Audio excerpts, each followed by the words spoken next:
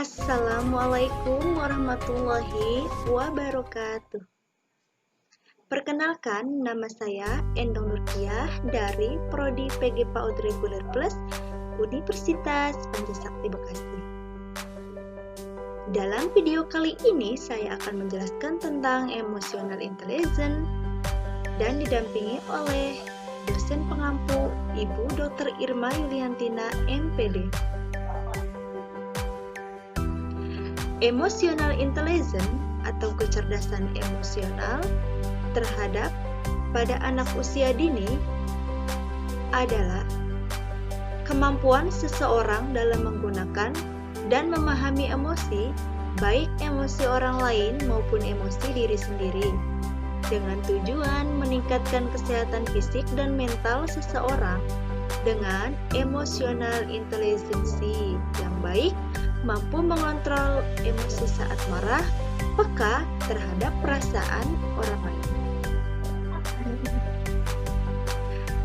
Pengertian kecerdasan emosional dalam hal ini, emosi mengacu pada perasaan terhadap informasi. Kecerdasan emosional dalam bahasa Inggris yaitu emotional quotient, disingkat menjadi EQ.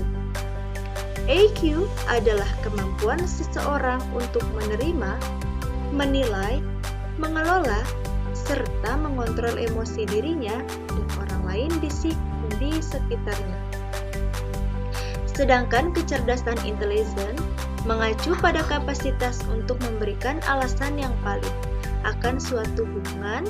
Kecerdasan emosional atau EQ belakangan ini dinilai tidak kalah penting dengan kecerdasan intelektual atau disebut dengan IQ. Sebuah penelitian mengungkapkan bahwa kecerdasan emosional 2 kali lebih penting daripada kecerdasan intelektual dalam memberikan kontribusi terhadap kesuksesan seseorang. Dan menurut Howard Gardner 1983, terdapat 5 pokok utama dari kecerdasan emosional seseorang, yakni mampu menyadari dan mengelola emosi diri sendiri, memiliki kepekaan terhadap emosi orang lain, mampu merespon dan bernegosiasi dengan orang lain secara emosional,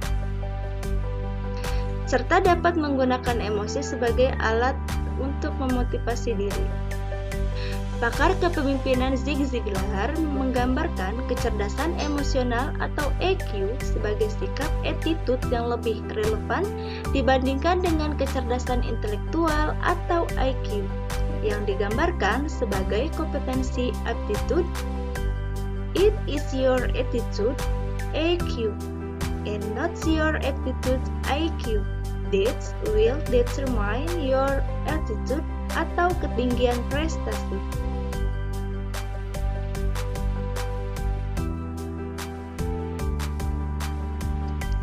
Dan selanjutnya adalah hubungan kecerdasan emosional terhadap anak usia dini.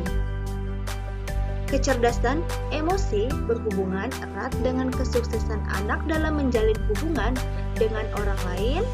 Anak harus mampu mengutarakan dan menerima pesan emosi sehingga ia dapat menjalin hubungan yang baik dengan orang lain, baik di tempat umum atau di tempat yang baru ia ketahui.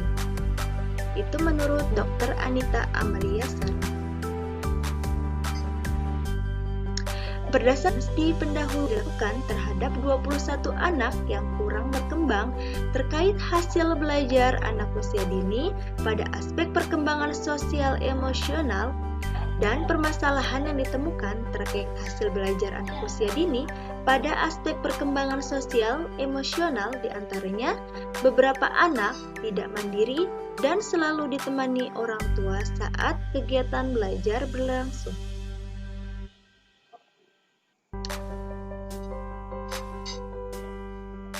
Pertama, emosi berhubungan dengan minat belajar, yaitu hubungan kecerdasan emosional dengan prestasi belajar sangat menentukan potensi belajar untuk mempelajari materi adalah prestasi belajar praktis yang didasarkan pada 5 kecerdasannya yang terpenting dari kecerdasan pribadi, motivasi, pengaturan pribadi, empati, dan kecakapan di dalam membina hubungan dengan pelajar lain.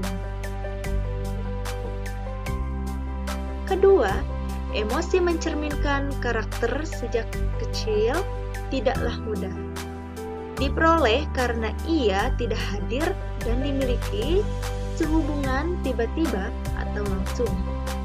Sehingga, sebaliknya, kemampuan tersebut harus dipelajari sejak dini.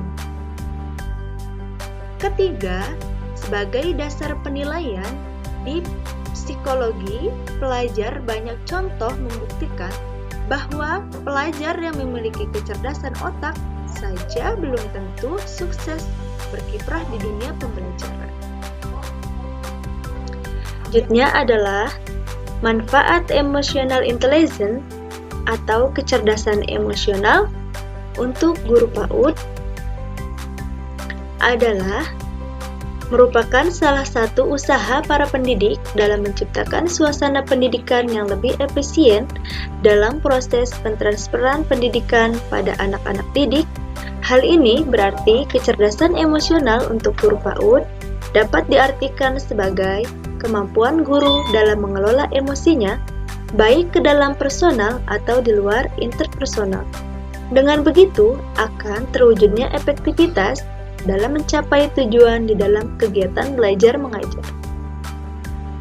Sekian, semoga apa yang saya sampaikan tadi dapat dipahami dan dapat dimengerti serta dapat bermanfaat.